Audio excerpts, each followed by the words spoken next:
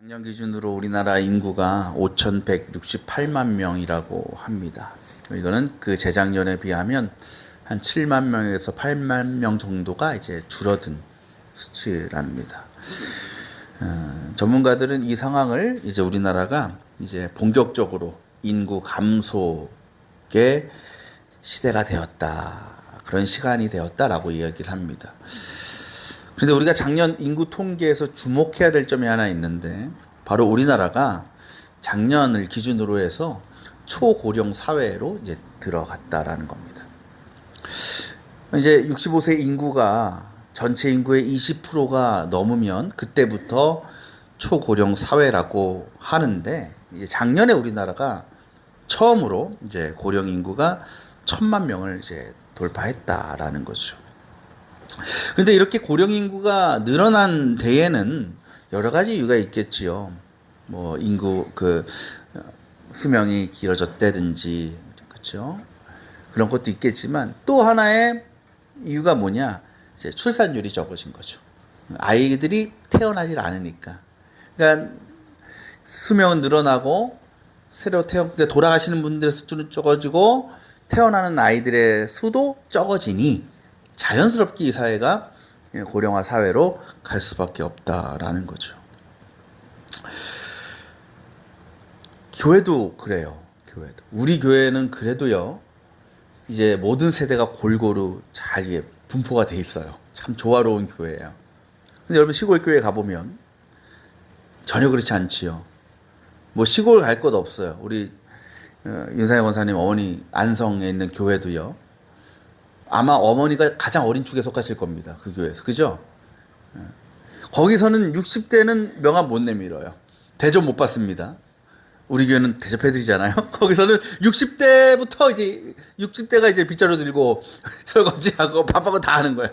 왜? 그만큼 올라가기 때문에. 우리 김학고 장로님 어머니 계시는 홍천의 교회나 그죠? 우리 이은희 집사님 어머니 교회나 멀지도 않아요 사실. 그죠? 거기도 아마 평균이 60, 70대일 거예요. 그게 뭘 의미하겠어요? 몇 년 후면 교회가 문 닫는다. 소멸된다는 거죠. 그렇게 볼 때 참 우리 교회는 감사한 것 같아요. 또 더 감사한 건 뭐냐면 우리 교회 작년에 또 새로운 생명이 탄생하지 않았습니까? 또 2명씩이나 애국하는 교회예요 정말. 이 한 가정에 아이가 태어난다라는 것은 굉장히 큰 변화를 가져다 주지요. 그래서 부부가 단둘이 살 때와 이제 아이가 태어나고 아이와 함께 살 때의 모든 삶의 기준과 방식은 이제 달라질 수밖에 없습니다. 특히 어린 아이를 우리 유한이 같은 또 우리 안보람 성도 아성이 같은 그런 조금만 어린 아이를 키울 때는 다 겪어보셨겠지만 매일이 정말 전쟁 같습니다. 늘 지치고 피곤하죠. 근데 아이를 키우면서 겪게 되는 놀라운 신비가 있어요. 그것이 뭐냐면 아이 때문에 죽겠어요. 아이 때문에 힘들어요. 아이 때문에 늘 전쟁을 치러요. 그런데 그 아이 때문에 힘을 얻어요. 그 아이 때문에 모든 걸 감당해요. 그 아이 때문에 그 모든 것들이 회복돼요. 그죠? 하루 종일 집에서 아이 돌보느라고 잠도 못 자고 식사도 제대로 못해서 늘 배고프고 졸립니다. 엄마들. 그래도 아이가 한번 웃어주면 그 모든 배고픔과 그 모든 피곤함이 사라지죠. 하루 종일 직장에서 열심히 일하고 집에 들어올 때 얼마나 힘들고 피곤합니까? 그래도 집 문을 딱 열었을 때 아이가 달려와 안아주면 그 모든 힘든 것이 사라지죠. 없던 힘도 생기죠. 비단 집 안에서만 그럴까요? 우리 교회도요. 유한이가 2번 왔었잖아요. 유한이가 등장하면 교회 분위기가 바뀝니다. 그죠? 다들 성도님들 얼굴에 웃음꽃이 펴요. 톤도 달라져요. 평소에는 오셨어요? 안녕하세요. 이러신 분들이 아이만 오면 그죠? 이게 뭐냐면 이 아이 한 명의 아이가 그 모든 사람들, 그 모든 분위기를 변화시킨다. 새롭게 한다. 어떻게? 긍정적으로, 활력 있게, 행복하게. 저는 그 아이들을 보면서 이런 생각을 합니다. 우리 그리스도인들이, 이 땅의 성도들이 참 저런 아이 같은 역할을 해야 되지 않을까.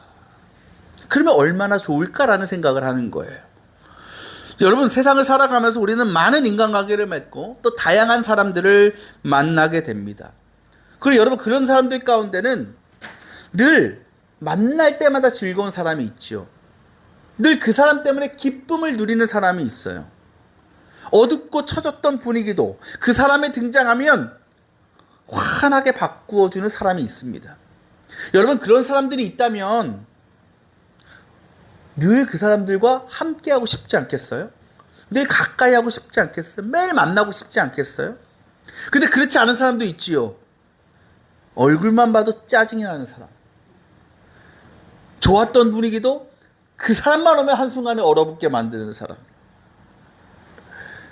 그런 사람은 우리는 절대로 가까이 하고 싶지 않아요. 가능하면 그런 사람과의 만남은 피하고 싶습니다. 그래서 여러분께 묻습니다. 우리가 그리스도인으로서 우리는 지금 말씀드린 두 가지 유형의 사람 가운데 어디에 속하고 있는 것 같습니까? 예수님께서 12제자를 부르시고 본격적인 공생의 사역을 시작하시죠. 근데 그 시작에 앞서서 제자들과 함께 온 갈릴리를 돌아다니시면서 복음도 전하시고 또 기적을 행하십니다. 그러자 수많은 사람들이 예수님을 따르게 됩니다. 근데 사실 이 사람들이 예수님을 따르게 된 건 예수 그리스도를 통한 구원의 확신, 소망 때문이 아니라 자신들이 예수님께 경험한 그 기적이 앞으로도 계속되기를 바라는 마음으로 예수님을 따르고 있었습니다.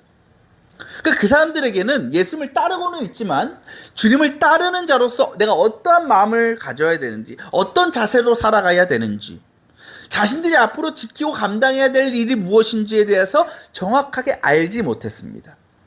그래서 주님은 그것을 가르쳐 주시기 위해서 제자들과 자신을 따르는 무리들을 한 산 위에 함께 산 위에 올라가셔서 그들에게 말씀을 선포하십니다. 지금으로 치면 일종의 제자 훈련, 제자 교육 정도 될 것입니다. 그 내용이 마태복음 5장부터 7절에 기록되어 있는데 이것을 산 위에서 말씀하셨다라고 해서 산상수훈이라고 부르지요.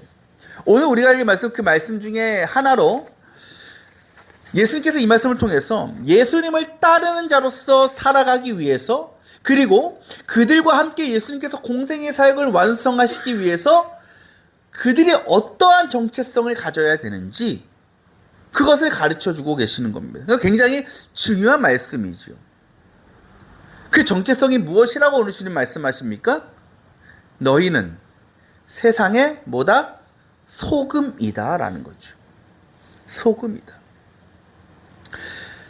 지금이야 소금은요 귀한 재료가 아니죠. 어디서나 쉽게 구할 수 있어요. 또 얼마나 싼지 몰라요. 그런데 과거 우리나라 농경사회에서 이 소금은 굉장히 귀했다라고 합니다. 그래서 이 소금이라는 이름도 작을 소에 쇠 금자 써서 작은 소금이다 라고 불려졌다라는 썰이 있습니다. 그만큼 귀했다라는 거죠.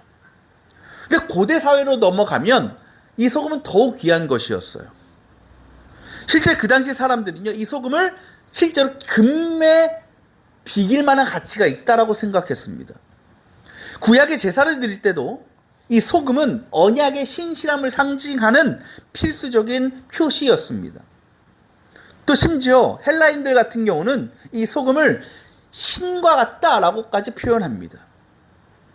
또 로마의 병사들 같은 경우는요, 병사들은 봉급을 받잖아요. 임금을 받잖아요. 임금을 뭘로 받느냐? 소금으로도 받았다고 합니다. 소금으로. 여러분 임금으로 자 열심히 일해서 소금 50kg 가져가십시오. 받아 안 받아? 안 받. 저걸 왜 받아? 집에 쌓인 게 소금인데. 근데 로마 병사들은 그걸 봉급으로 받았다라는 거죠. 라틴어로 이 소금을 살라리움이라고 합니다. 근데 살라리움에서 앞에 붙은 SAL, 살이라는 것이 뭐겠어요? 소금이라는 거예요. 거기서 솔트가 나온 거죠. 그리고 여러분 영어로 봉급, 임금을 뭐라고 얘기하느냐? 셀러리라고 하죠. 바로 거기서 나온 말입니다. 모르셨죠? 이거 알아두세요. 어디가 유식하게 이런 거 얘기하면 여러분 똑똑한 사람이 하니까 외워두세요. 쌀에서 살라리움에서 셀러리가 나왔다. 그래서 왜 이렇게 소금이 귀한 것이었을까? 당시 유대인들에게는요, 소금에 두 가지 특성이 있다라고 생각했습니다. 하나는 소금은 순결함을 상징했습니다. 순결함. 소금은 하얗잖아요. 반짝거리잖아요. 그리고 그 이유 중에 하나가 뭐냐면 유대인들은 태양과 바다를 순수하다고 생각했어요. 그런데 소금이 어디로부터 나와요? 바다로부터 나오죠. 햇빛을 받아서 나오지 않습니까? 그래서 이 순수함과 순수함의 결정체가 소금이라고 그들은 믿었던 겁니다. 그래서 소금은 하나님, 신에게 헌납되는 제물 중에 가장 기초적인 것이었어요. 유대인들이 제사를 지낼 때 하루가 끝날 때 소금을 바쳤습니다. 또 소금은요, 그 당시에는 가장 일반적인 방부제였습니다. 그러니까 고기나 거기 그 당시에 뭐 냉장고가 있겠어요? 뭐 얼음 창고가 있겠어요? 그러니까 오래 보관하려면 신선도를 유지하려면 부패를 막으려면 반드시 소금이 필요했다라는 거죠. 그런데 누가 뭐라 해도 소금의 가장 중요한 특성, 가장 중요한 역할은 뭐겠습니까? 맛을 내는 거죠. 맛. 아무리 비싸고 아무리 훌륭한 재료를 갖다 놔도요. 그리고 요번에 흑백 요리사 툭 끝났죠. 그런 흑백 요리사 같은 데 나오는 백수저 그런 1등 하는 그런 요리사가 나와도요. 소금이 없으면, 그러니까 짠맛을 내는 재료가 없으면 그 맛이 나겠어요? 안 나겠어요? 맛이 안 나요. 맛대가리 없어요. 여러분 싱거운 것만큼 맛없는 거 없잖아요. 그죠? 뭐든지 짜야 되잖아요. 짜고 맵고 달고. 그죠? 그래서 소금이 중요하다라는 거죠. 그러니까 소금이 들어가느냐 소금이 들어가지 않느냐에 따라서 그 음식의 맛과 수준과 가치는 완전히 달라지는 겁니다. 오늘 주님은 이 땅을 살아가는 주님의 자녀, 주님을 따르는 사람들의 정체성이 뭐다? 소금이라는 겁니다. 여러분 지금 이 세상을 바라보면 여전히 부패하죠. 타락해져 가고 있습니다. 그런 세상 속에서 사람들은 오직 나의 욕심과 욕망과 유익만을 찾고 구하며 살아갑니다. 그것을 바울의 표현대로 하면 썩어 없어질 것을 추구하고 쫓느라 이 땅의 사랑과 평안은 사라져가고 있습니다.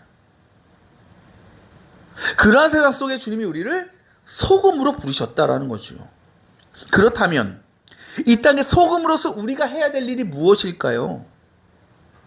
말씀드린 이 세상의 타락함, 부패함을 어떻게 하는 거예요? 막는 거예요. 회복시키는 거예요.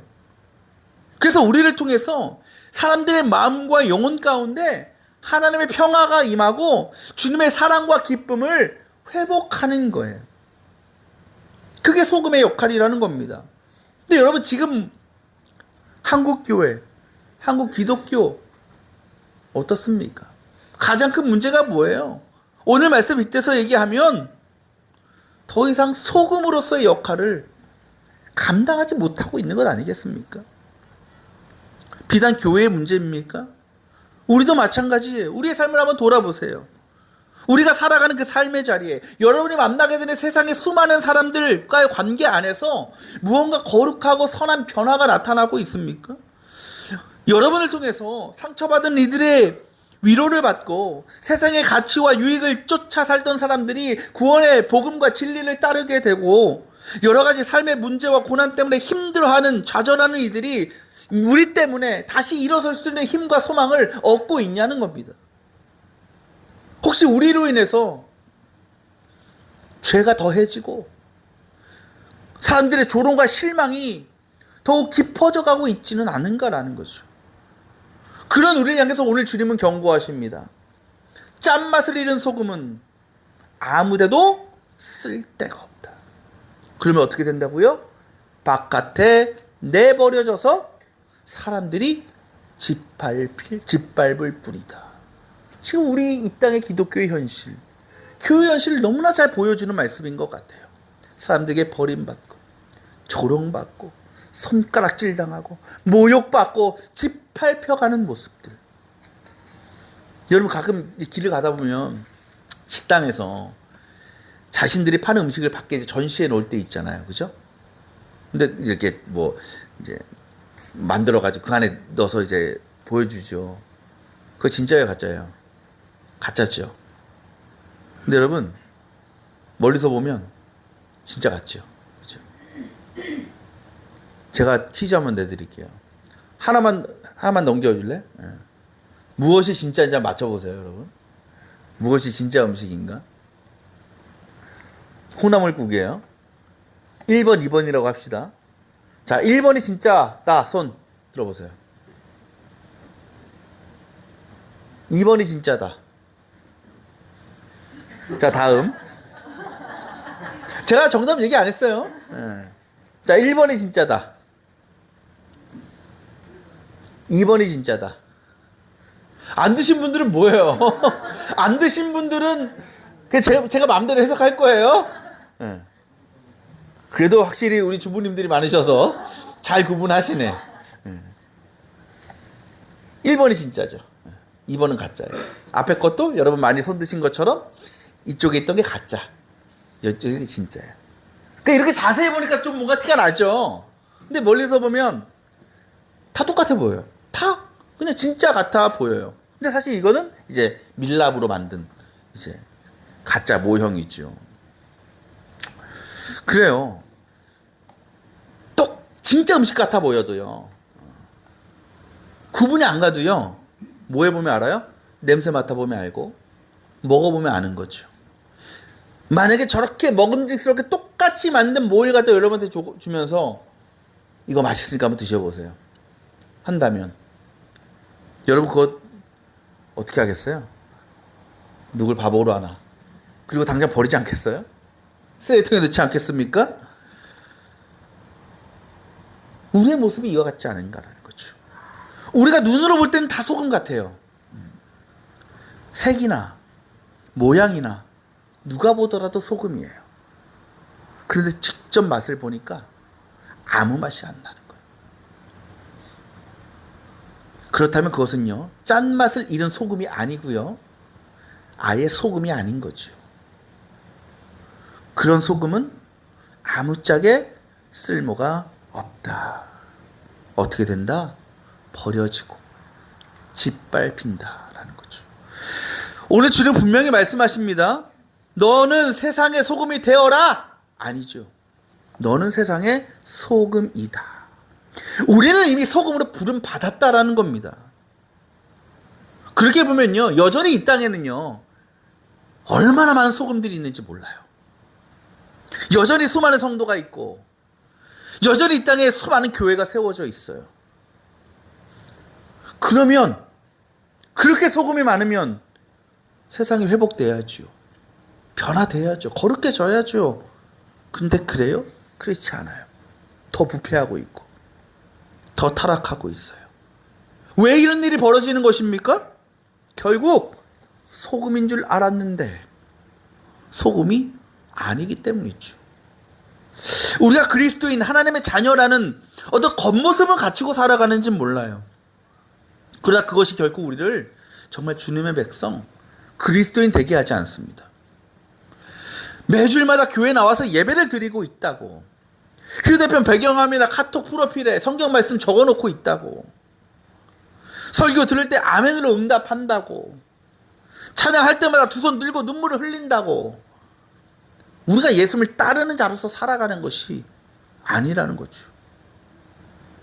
우리가 세상으로 돌아가 살아가는 모습이, 그 삶이 여전히 세상에 속해 있다면, 여전히 죄의 자리, 타락의 자리에 머물러 있다면, 그래서 우리가 거하는 자리마다, 만나게 되는 이들마다 거룩한 변화와 회복의 은혜가 모습이 나타나지 않는다면 우리는 그저 밀랍으로 만든 음식 모형, 짠맛을 잃은 겉모습만 소금일 뿐이라는 겁니다.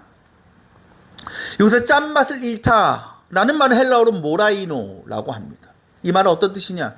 효력이 사라지다라는 뜻입니다. 효력이 사라지다. 세상 사람들이요, 이 땅의 교회와 기독교인들을 욕할 때 뭐라고 욕해요? 교회 다니는 사람들이 왜 저러는 거야? 예수 믿는다고 하면서 어떻게 저렇게 할 수 있어? 라고 비난합니다. 여러분, 왜 그들이 그렇게 말할까요?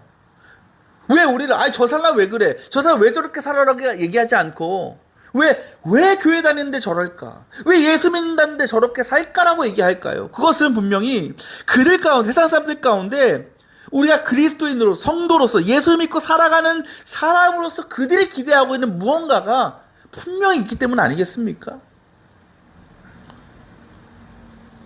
그들이 생각하는 거예요. 은연중에 그리스도인들은 좀 다르겠지? 예수 믿는 사람들은 나와는 좀 다르게 살겠지? 그런데 교회와 성도들의 모습이 그들의 그런 기대를 충족시켜주지 못합니다. 똑같이 죄짓고 똑같이 타락하고 똑같이 부패합니다. 그래서 그들이 볼 때는 우리 교회와 성도들에게 무언가 자신들과 이 사회를 변화시킬 만한 능력을, 그 효력을 완전히 잃어버렸다고 그들은 생각하는 거죠. 그러니 이 땅의 교회들이 사람들에게 버림받고 짓밟히고 있는 건 어찌 보면 당연한 일이 아닌가 싶습니다. 그러나 여러분, 분명한 것은요, 이러한 상황과 시대 속에서도요, 어딘가에서는 한 영혼이 변화되고 한 공동체가 회복되는 그런 역사가 나타나요, 안 나타나요? 나타나고 있어요. 이것이 무엇을 의미하는 것입니까? 이 땅에서 아직 세상의 소금으로서의 그 사명과 역할을 충실히 감당하고 있는 진짜 제자들, 진정한 성도들이 여전히 남아있다라는 거죠. 저는 바로 우리 머릿돌 교회, 저와 여러분들이 그런 존재가 되어야 된다고 믿습니다. 물론 이 땅을 보면, 전체적으로 보면 진짜 짠맛을 내는 소금보다 겉으로만 소금 모양 갖춘 가짜 소금과 같은 성도들이 더 많은 것 같긴 합니다. 이런 현실을 바라보면 실망도 되고 또 두려움이 생기기도 합니다. 그러나 여러분, 하나님은 절대로 머릿수로 일하지 않으십니다. 주님은요, 남은 자 한 사람, 남아있는 그 한 알의 소금을 통해서 놀라운 변화를 이루시는 분이십니다. 우리가 살아가는 세상이 다 그렇지 않습니까? 지금 인공지능 얼마나 많이 발전합니까? 세계의 흐름이 바뀌고 있어요. 근데 그 기술을 개발하고 발전시킨 사람 전체 인구에 비하면 극소수죠. 그죠? 그 소수의 사람들이 세상을 바꾸는 거예요. 여러분, 지구에 존재하는 모든 바닷물 다 짜죠? 다 짜요. 너무 짜니까 그 물을 식수로 마실 수가 없어요. 그만큼 짜요. 근데 여러분, 우리 과 선생님이시니까 바닷물에 염도가 몇 퍼센트 들어있는지 아세요? 전체 바닷물에? 물어보진 않을게요. 네. 보통 3.5라고 얘기합니다. 3.5%. 그러니까 1kg라고 하면 그 안에 소금이 얼마 들어있는 거예요? 3.5g 들어있는 거예요. 3.5g. 그 작은 양의 소금이 온 바다를 뭐하게 만들어요? 짜게 만드는 거예요. 인류의 역사, 성경의 역사를 살펴보더라도요, 단 한 사람 혹은 몇 사람을 통해서 새로운 변화가 나타나고 새로운 역사가 시작되어 왔습니다. 어떻게 이것이 가능한 것일까요? 이것을 통해서 우리 깨닫는 거야. 이 세상은 사람이 아니라 하나님이 통치하시는구나. 하나님이 주관하시고 하나님이 이끌어 가시는구나. 하나님께 숫자는 중요하지 않아요. 주님은요, 자신을 진정으로 섬기고 따르는, 순종하는 그 몇 사람, 한 사람을 통해서 자신의 역사를 이루어 가신다라는 겁니다. 그래서 여전히 이 땅에 그 한 사람이 남아있다면 아직 이 세상에 소망이 있는 겁니다. 주님의 구원의 은혜는 그 한 사람을 통해서 이 땅 가운데 임하게 되는 것이고, 그렇게 거룩한 변화와 회복의 길은 더욱 확장되어 나가는 것입니다. 그 하나님의 역사에 쓰임받는 한 사람, 그 한 알의 진짜 소금이 저와 여러분이 되어야 될 줄 믿습니다. 사랑하는 여러분, 하나님께서 우리를 이 땅에 보내시고 자신의 백성 삼아주신 이유는 우리를 구원하시기 위함이죠. 그러나 우리가 구원받았다고 우리가 할 일이 다 끝난 겁니까? 그렇지 않습니다. 예수 믿고 구원받았으니 하나님의 뜻을 다 이루었다? 아니라는 거지요. 우리에게는 구원을 얻은 자로서, 성도된 자로서의 분명한 책임이 있고 사명이 있는 겁니다. 그것이 뭐예요? 우리가 누린 구원의 기쁨을, 구원의 소망을, 그 감격을 뭐한다? 전하는 거죠. 그런데 그 일은요, 단지 길거리에서 전도지 나눠주거나 어디 명동 같은, 요즘도 그런 분들이 있더라고. 명동 출구 나오면 바로 이제 큰 십자가 모여들고 예수 전당 불신지요 하시는 분들이 있어요. 뭐 그거 가지고 뭐라 하는 건 아니지만 그게 주님을 전하는 일만이 아니라는 거죠. 더 중요한 것은 우리가 일상의 삶 가운데 예수를 믿는 자로서의 그 세상 사람들과는 구별된 거룩함을 보여주는 겁니다. 우리의 말과 우리의 행동과 우리의 모든 행실로 주님의 말씀과 사랑이 전파되고 증거될 수 있어야 되는 겁니다. 그것이 바로 세상의 소금으로 부름받은 그리스도인들의 모습이라는 거죠. 사랑하는 여러분, 단 몇 사람을 통해 시대가 변합니다. 단 3.5%의 소금을 통해서 온 바닷물이 짠물이 됩니다. 그렇게 우리도 끝까지 믿음의 자리에 서 있는 그 한 사람이 돼서 주님의 말씀에 순종하고 주님의 은혜와 사랑을 증거하고 전하며 살아갈 수 있는 저와 여러분 되기를 원합니다. 우리 교회가 되기를 원합니다. 그걸 우리를 통해서 천하보다기에는 한 영혼이 변화되는 역사, 그리고 우리의 가정과 자녀와 이웃들, 더 나아가서 우리가 구하는 모든 자리마다 하나님의 평화와 회복과 구원의 역사가 놀랍게 임하게 되기를 주님의 이름으로 축원합니다.